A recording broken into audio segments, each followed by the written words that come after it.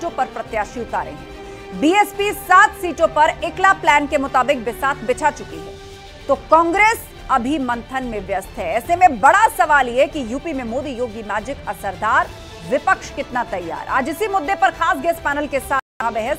पहले ये रिपोर्ट।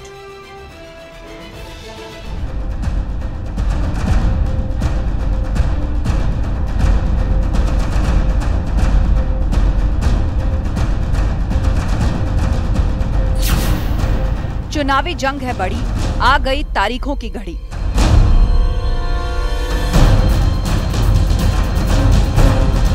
राजनीति का अपराधीकरण इस पूरी व्यवस्था में सबसे बड़ी बाधा है और आज हम सब इसी संकल्प के साथ आए हैं। राजनीति का अपराधीकरण हरगिज नहीं होने देंगे। अपने नौजवानों के हौसले के साथ खिलवाड़ किसी को नहीं करने देंगे। कितने चरणों में चुनाव चलेगा, किसका दाम? उत्तर प्रदेश में 80 के 80 हम सीट जीतेंगे और तीसरी बार हमारे यशस्वी प्रधानमंत्री बनेंगे आदरणीय नरेंद्र मोदी। बीजेपी का मिशन 400 पार, विपक्ष का गठबंधन।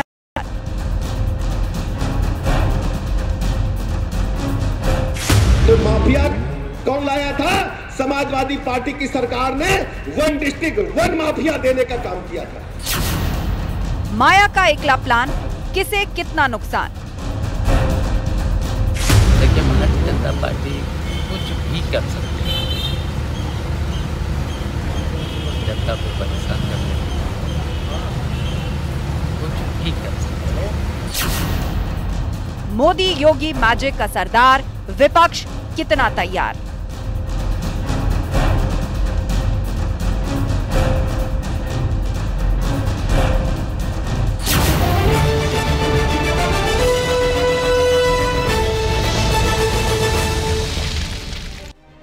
और अब वक्त है महाबहस के 3 राउंड्स के सवालों का, जिन पर फोकस है आज की डिबेट। तो सवाल नंबर 1, कितने चरणों में चुनाव चलेगा, किसका दाम? इलेक्शन कमीशन इसकी घोषणा करने वाला है कल, यानी शनिवार के दिन इसकी घोषणा होगी। सवाल नंबर 2, मायावती का इकला प्लान, किसे कितना नुकसान? अब बहन जी के उम्मीदवार अगर सभी 80 सीटों पर उतार दिए जाते हैं तो अब आप समझिए कि जातिगत समीकरण, जो एक बहुत बड़ा आधार है बहुत सी पार्टियों के वोट बैंक का, अब वो किस तरफ जाएगा? मोदी योगी मैजिक असरदार, विपक्ष कितना तैयार? एक तरफ डबल इंजन की सरकार और उसके कामकाज का जिक्र हो रहा है, तो दूसरी तरफ उसके मुकाबले विपक्ष कितना तैयार है उत्तर प्रदेश के अंदर, क्योंकि कांग्रेस के अंदर तो अभी मंथन का दौर खत्म नहीं हो रहा है। चर्चा के लिए हमारे साथ संजय चौधरी जी हैं, बीजेपी प्रवक्ता, अब्बास हैदर जी हैं, समाजवादी पार्टी के प्रवक्ता, और थोड़ी देर में हमें कांग्रेस और वरिष्ठ पत्रकार भी ज्वाइन करेंगे। आप दोनों का बहुत बहुत स्वागत है। शुरुआत अब्बास हैदर जी आप ही से कर रहे हैं।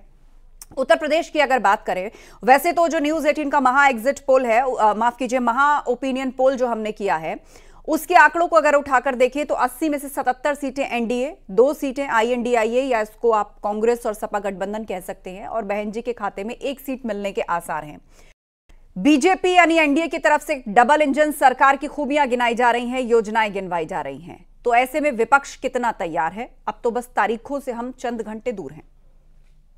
देखिए आस्था जी, जहां तक समाजवादी पार्टी और इंडिया गठबंधन का सवाल है, आज हमारा एक एक कार्यकर्ता एक एक बूथ पे जो भारतीय जनता पार्टी का भ्रष्टाचार है, जो भारतीय जनता पार्टी का झूठ है और जो भारतीय जनता पार्टी की विफलताएं हैं, उनको जनता तक पहुंचा रहा है। और जनता उत्तर प्रदेश में समाजवादी पार्टी और इंडिया गठबंधन की ओर देख रही है। निश्चित रूप से जो आने वाला चुनाव है ये द्विकोणीय है, और कहीं ना कहीं मुझे लगता है कि जो भारतीय जनता पार्टी के कारनामे सामने आ रहे हैं, जैसे कि अभी इलेक्टोरल बैलेट का मामला हो, जहां पे खुला बहुत बड़ा भ्रष्टाचार सामने आया, और मुझे लगता है अगर थोड़ी सी भी इनके अंदर शर्म होती तो अब तक प्रधानमंत्री जी ने शायद इस्तीफा भी दे दिया होता, लेकिन ऐसा इनसे उम्मीद करना भी मुझे लगता है बेमानी होगा।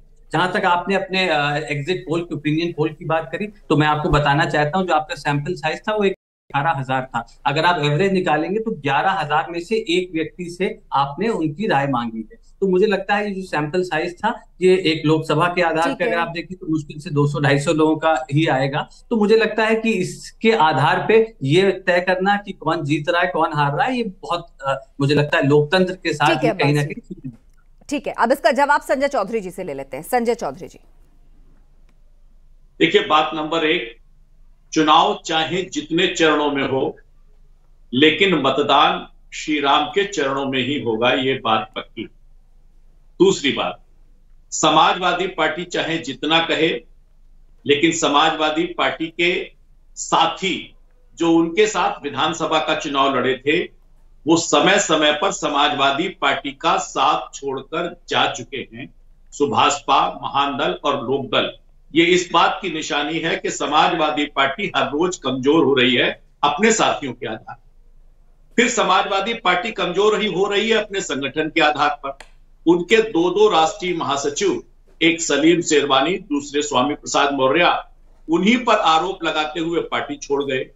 उनके चीफ व्हिप यानी कि जो विधायक दल में संकेत और संदेश पहुंचाते हैं, वही पार्टी छोड़कर भाग गए। उनके 8 विधायक पार्टी छोड़कर भाग गए। तो यह बताने के लिए पर्याप्त है कि चुनाव के पहले ही समाजवादी पार्टी ने अपने हथियार डाल दिए हैं। दूसरी तरफ भारतीय जनता पार्टी है, जिसके साथी लगातार बढ़ रहे हैं, जिसकी चुनाव की तैयारी ऐसे है कि सारे लोकसभा क्षेत्रों में हमारे चुनाव ये जो पार्टी छोड़ने वाली बात है, आज भी इसी तरह का एक मूवमेंट हुआ है। अब्बास हैदर जी, क्या बात है? चुनाव जैसे जैसे नजदीक आ रहे हैं, कल तारीखों का ऐलान होना है, आज ही सपा और बसपा से बहुत से नेता जाकर बीजेपी के साथ हो गए। देखिए, संजय जी ने जो सवाल उठाया उसी में उसका जवाब छुपा था। ये भारतीय जनता पार्टी की जो नाकामी है, भारतीय जनता पार्टी की जो कमजोरी है, उसको दर्शाता है कि उन दलों को जिनके लिए इन्होंने दरवाजे बंद कर दिए थे, कहा था इनको हम अंदर नहीं घुसने देंगे, आज वो दल इनके लिए दरवाजे नहीं खोला। ये स्थिति है भारतीय जनता पार्टी का। ये इतने ही मजबूत हैं तो इनको इन दलों को तोड़ के लाने की क्या आवश्यकता है? क्यों इनको दूसरे दलों से नेता इंपोर्ट करने पड़ेंगे? मुझे तो संजय जी के ऊपर अफसोस होता है, क्योंकि सारे तो बाहरी लोगों को पद मिल रहे हैं। लेकिन आप इंपोर्ट कर रहे हैं, मतलब पार्टी तोड़ रहे हैं आप, ये आरोप विपक्षी दल का। संजय जी कब राज्यसभा विधान परिषद जाएंगे, सवाल ये है। बोलिए बाहरी लोग, अब तो आप पर भी बात आ गई। भाजपा के जो उनके मूल कार्यकर्ता है, उनके लिए कुछ छोड़ा ही नहीं। बोलिए संजय जी, आपका जवाब। पार्टी तोड़ रहे हैं आप और पूछ रहे हैं कि आप खुद कब राज्यसभा जाएंगे। भारतीय जनता पार्टी के मूल कार्यकर्ताओं के लिए ये संदेश, ये इच्छा पर्याप्त है कि देश हमारा आगे बढ़ रहा है। आज भारत दुनिया की 5वीं सबसे बड़ी अर्थव्यवस्था बन गया है। ये कोई कम बड़ा सम्मान नहीं है भारतीय जनता पार्टी के किसी कार्यकर्ता के लिए। अरे पद के लिए आप लड़ते होंगे, भारतीय जनता पार्टी पद के कार्यकर्ता पद के लिए पीछे नहीं भागते, हम देश के लिए पीछे भागते। मैं 10 स्टेटमेंट बता दूंगा आपकी तरह अपने परिवार को ही सब देना हम नहीं मांगते। और भारतीय जनता पार्टी ने इसीलिए अपनी योजनाओं के माध्यम से देश को बदला है। और इसी बदलाव के कारण भारतीय जनता पार्टी के साथ आज बड़ी संख्या में उनके विरोधी भी उनके विचारों से प्रेरित होकर भारतीय जनता पार्टी में आ रहे हैं। और इसी आधार पर भारतीय जनता पार्टी 370 पार करेगी, एनडीए 400 पार करेगा और तीसरी बार नरेंद्र मोदी जी अर्थव्यवस्था की बात करें कि हमारा देश विश्व की 5वीं अर्थव्यवस्था हो गया। निश्चित रूप से हम दुनिया की सबसे बड़ी आबादी है, सबसे बड़ा मार्केट है, तो 5वीं सबसे बड़ी अर्थव्यवस्था होना बड़ी बात नहीं। मैं आपको बताना चाहूंगा, वर्ष 2013 में हमारा देश 4थे नंबर की सबसे बड़ी अर्थव्यवस्था हुआ था। दूसरी बात ये है कि अर्थव्यवस्था का सबसे इंपॉर्टेंट जो पैमाना है वो है प्रति व्यक्ति आय। हमारे देश की जो जीडीपी का प्रति व्यक्ति आय है वो विश्व में 118वें स्थान पे, नीचे से हम टॉप कर रहे हैं। और आप कह रहे हैं कि अर्थव्यवस्था बढ़ी है, तो हमारे यहाँ निश्चित रूप से जब आप क्रोनिक कैपिटलिज्म फैलाएंगे, जब 2-3 लोग अरबपति होते जा रहे हैं, उनका धन लगातार कई गुना बढ़ता जा रहा है आपकी सरकार में, तो आप कह रहे हैं अर्थव्यवस्था बढ़ी है, गरीब गरीब होता जा रहा है, अमीर अमीर होता जा रहा है। ठीक है, संजय चौधरी जी, संजय चौधरी विचारों में विश्वास अब हर मोर्चे पर आपको विपक्ष के सवालों का सामना करना है। संजय चौधरी जी, मैं विपक्ष को निश्चित रूप से चाहूंगा कि विपक्ष कम से कम हमारे अपने सवालों का जवाब तो सुनना सीखे। अगर देश के 80 करोड़ लोगों को अगर भोजन की व्यवस्था मिल रही है, आप विकसित देश किसको कहते हैं? 80 करोड़ लोगों को 5 किलो अनाज पे सीमित कर दिया आपने। अगर विकसित देश ये तो सबसे बड़ी विफलता है। समस्या का समाधान करें तो हम पीछे जा रहे हैं। सबसे बड़ी विफलता तो यही है कि आपने देश के 80 करोड़ लोगों को 5 किलो अनाज पे सीमित कर दिया। आप उन्हें रोजगार नहीं दे पाए, आप उनका अधिकार नहीं दे पाए, आपको सामाजिक न्याय नहीं दे पाए, किसानों की आय नहीं कर पाए। चलिए, इस बीच हमें कांग्रेस की प्रवक्ता भी ज्वाइन कर चुकी हैं। हमारे साथ सुधा मिश्रा जी जुड़ गई हैं, उन्हें इस डिबेट में मैं लाना चाहूंगी। सुधा मिश्रा जी, सवाल हम यही पूछ रहे हैं, अब चुनाव आयोग कल तारीखों का ऐलान कर देगा, कुछ ही घंटे बाकी रह गए हैं। उत्तर प्रदेश के अंदर समाजवादी पार्टी एक एक करके आज दूसरी लिस्ट उनकी आ गई है, लेकिन कांग्रेस के अंदर अभी तक मंथन का दौर चल रहा है। 17 सीटें आपको दी हैं समाजवादी पार्टी ने। एक तरफ एनडीए है, डबल इंजन की सरकार और बहुत सी योजनाओं का जिक्र, दूसरी तरफ आप लोग अभी तक मंथन के दौर से बाहर नहीं निकल पा रहे, कितनी तैयारी? जी आस्था जी, बहुत बहुत धन्यवाद। अभी आपने कहा कि जो एनडीए के लोग हैं वो मंथन कर रहे हैं या वो तैयारी कर रहे हैं। झूठ की तैयारी हो रही हो तो उसके साथ में नहीं चलते हैं। जिस तरह से चुनावी बॉन्ड पे जो निकल के आया असली चेहरा, मतलब अगर सच में उसको चेक किया जाएगा तो आस्था जी इस देश का सबसे भ्रष्टतम घोटाला अगर होगा तो चुनावी बॉन्ड निकल के आएगा। मॉनिटर कर रहा है और मुझे लगता है कि जानकारियां और टिप्पणियां उसी के माध्यम से निकले तो ही ठीक है। हाँ, अगर सुप्रीम कोर्ट नहीं होता तो पता कहाँ चलने देते आस्था जी, तो पता कहाँ चलने देते। और अभी अनाज की बात हो रही थी, अभी दोनों बात दो भाई हमारे डिस्कस कर रहे थे, जो ये 5 किलो अनाज की बात करते हैं बार बार। जब आप चूहे को एक रोटी का टुकड़ा देते हैं फंसाने के लिए, तो चूहा भी समझ रहा होता है कि जो चूहेदानी है ना उसमें उसको अनाज मिल रहा है खाने के लिए, उसको रोटी मिल रही है, रोटी का टुकड़ा मिल रहा है। लेकिन जब आप देश की जनता को चूहा समझती हैं? सुनिए पहले, नहीं, देश की जनता को चूहा समझती हैं? बीच में नहीं बोलिए। आप देश की जनता की तुलना चूहे से कर रही हैं? नहीं, देश की जनता चूहा है। उनको आपके शब्द पर एतराज है। देश की जनता की तुलना चूहे से होगी? पहले इंटरेस्ट मत करिए, चूहा है ज्यादा। आप लोग चलाकी मत किया करिए, उनको चूहा कहेंगे। पहले मेरी बात, चलिए, शब्द पर एतराज है संजय चौधरी जी को। ठीक है सुधा मिश्रा जी, आप अपनी बात पूरी कीजिए, आप अपनी बात पूरी कीजिए। आपने का इस्तेमाल किया, इस पर संजय चौधरी जी ने एतराज जताया कि देश की जनता उसका सम्मान अपनी जगह है। ठीक है, आप अपनी बात पूरी कीजिए। ठीक है संजय चौधरी जी, आपने अपना एतराज रखा। सुधा मिश्रा जी अपनी बात पूरी कीजिए। हाँ बिल्कुल, यहाँ पे मैं क्लियर कर दूं, मैंने अपने देश की जनता कुछ नहीं कहा। ये लोग जानबूझ के बातों को डिरेल करते हैं। मैंने उदाहरण दिया कि चूहेदानी का प्रयोग करते हो ना घरों में, वहाँ पे क्या करते हो? एक ब्रेड का टुकड़ा। देखिए, चूहेदानी को अब आप एक तरफ रख दीजिए, अब आप अपनी बात कहिए, फैक्ट के साथ अपनी बात कहिए। जनता को चाहिए नौकरी, जनता को चाहिए पैसा। ये लोग बेवकूफ समझते सबको और अपनी बात को रखने के लिए डिरेल कर देते हैं बातों को। अरे कम से कम सुनने का मादा रखिए, सच्चाई बोलने का बताइए, फैक्ट बताइए। 20 सेकंड आपके पास सुधा मिश्रा जी, उसके बाद काउंटर के लिए मैं वक्त दूंगी संजय जी को। नहीं, पहली बात आस्था जी, सबसे पहले उदाहरणों के लिए वही तुलना नहीं होती। उदाहरणों का मतलब होता है कि हम चीजों को किस तरह समझा सकते हैं। यहाँ पे बात पकड़ के अपनी बात को रखने की तरकीबें इनकी है, वो हमेशा इनको झूठा साबित करती है। मेरे कहने का मतलब सिर्फ इतना था कि इस देश में जनता को शिक्षा, स्वास्थ्य और उसके रोजगार की जरूरत है, उसको छोड़ के बाकी सब कुछ हो रहा है।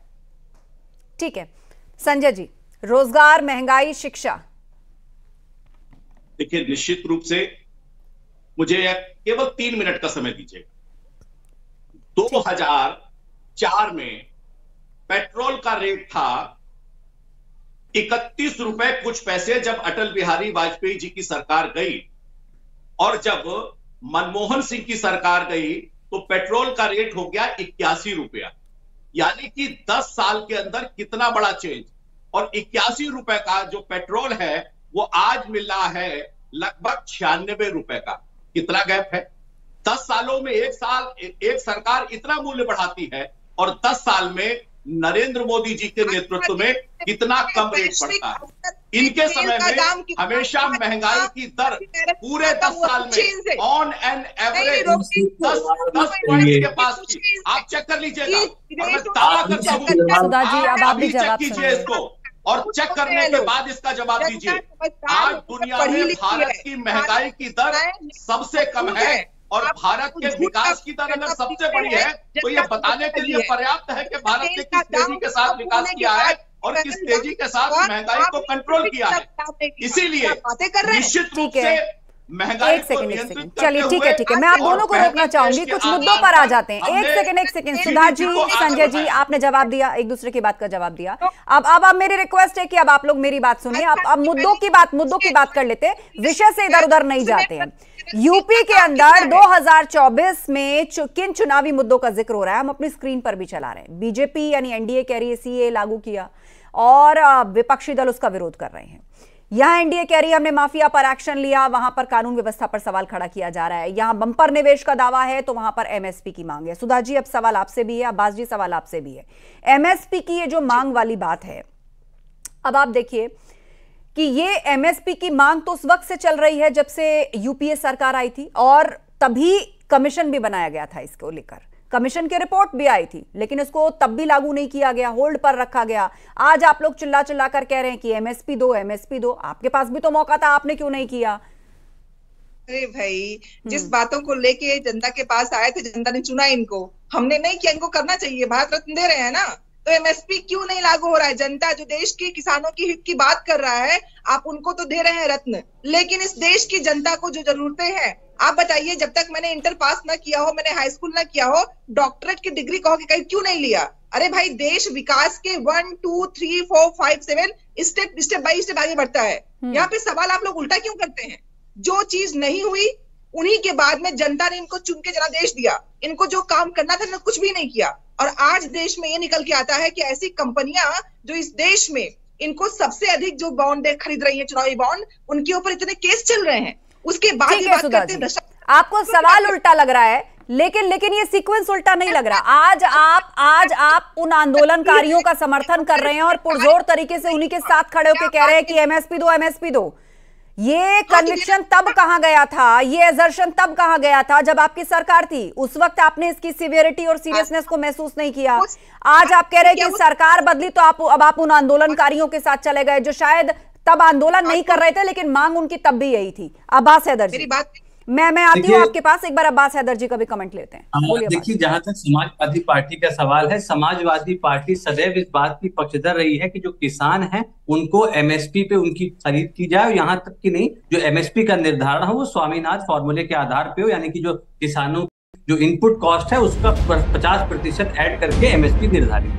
और आप ये बात समझ लीजिए कि अभी मैं बताना चाहता हूँ आपके चैनल के माध्यम से कि 14 लाख करोड़ रुपए आप उद्योगपतियों के कर्ज माफ करते हैं। अगर आप लीगल गारंटी किसानों को एमएसपी में देंगे तो इसका कुछ अंश ही उसमें जाएगा। लेकिन ये सरकार जो है, ये उद्योगपतियों की सरकार है, ये क्रोनिक कैपिटलिस्ट की सरकार है, ये किसानों की, मजदूरों की, वंचितों की, गरीबों की, युवाओं के, बेरोजगारों की सरकार नहीं है। और इसका उदाहरण हम लोगों ने कल देखा। इलेक्टोरल बॉन्ड का भी आधा अधूरा डेटा आपने दिया है। आप देखिए कि एक कंपनी 1100 करोड़ देती है, उसके ऊपर ईडी की छापे पड़ते हैं, ईडी की इंक्वायरी होती है। दूसरी कंपनी के ऊपर इनकम टैक्स जाता है, तीसरी के ऊपर सीबीआई इंक्वायरी है। कोई 500 करोड़ दे रहा है, कोई 1000 करोड़ दे रहा है, कोई 150 करोड़ दे रहा है। ये स्थिति है सरकार की, सीधा क्विड प्रो क्वो जो है सरकार के द्वारा किया गया है। इसलिए सरकार आज डरी हुई है। जनता के सामने सरकार आज बेनकाब है। जनता के सामने जो सरकार है वो अपने भ्रष्टाचार से आज बेनकाब होगी। जनता इसका जवाब आने वाले लोकसभा चुनाव में देगी। ठीक है, अब जवाब ले लेते हैं इस पर। बोलिए संजय जी, हाथ उठा रहे हैं। देखिए, मुझे लगता है कि नकाब को हटाकर सच को देखिए। गेहूं की एमएसपी कितनी थी शोएब भाई 2014 में? आपको पता है कितनी थी गेहूं की एमएसपी? 1450 रुपया। आज गेहूं की एमएसपी कितनी है? इनपुट कॉस्ट कितनी बढ़ाई है? एमएसपी आज कितनी है? अरे बताओ, इनपुट कॉस्ट कितनी बड़ी है? खाद की कॉस्ट कितनी बड़ी है? बिजली की कॉस्ट कितनी बड़ी है? 2275 रुपया। और किसी इक्विपमेंट है, किसी की ट्रैक्टर या और तेल, इनकी कॉस्ट कितनी बड़ी है? आप एमएसपी की बात कर रहे हैं तो एमएसपी बढ़ी है तो आपने नुकसान है। बिजली बिल को माफ कर दिया है।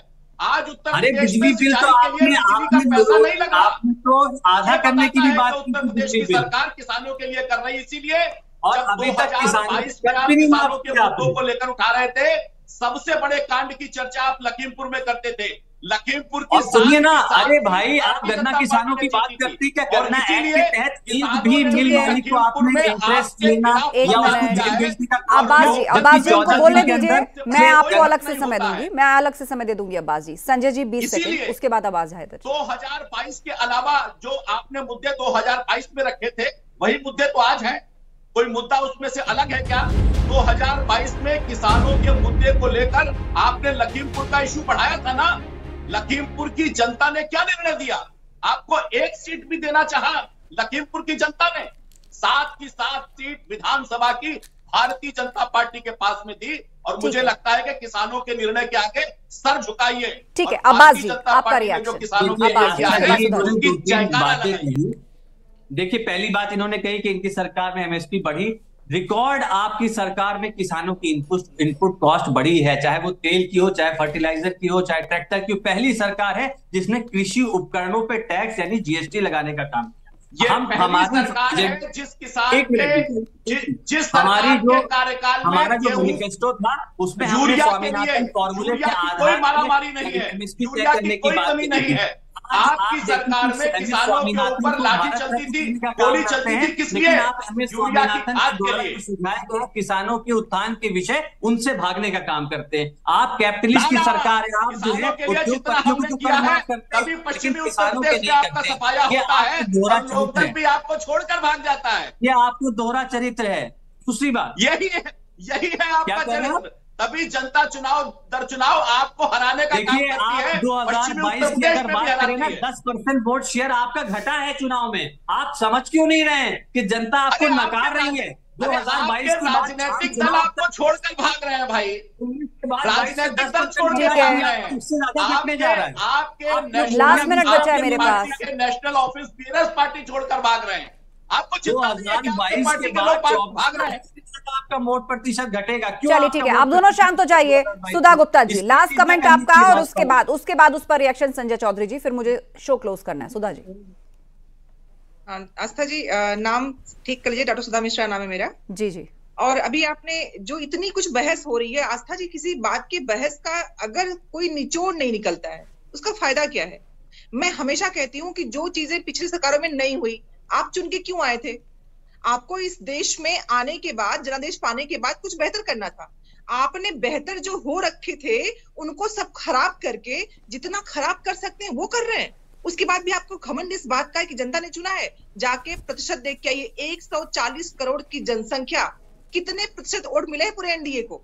अगर आप मार्जिन देखें 40 से लेके 50% के बीच में है, इसका मतलब आधे भारतीय आपको नहीं चाहते हैं। ठीक है, फिर भी संजय चौधरी जी, आपका रिएक्शन और ये क्लोजिंग रिमार्क रहेगा। जी जी जी, 20 सेकंड संजय चौधरी जी। हमारे देश के मुझे लगता है कि जो तथ्यों के आधार पर बात नहीं करते वो ऐसी ही बात करते हैं।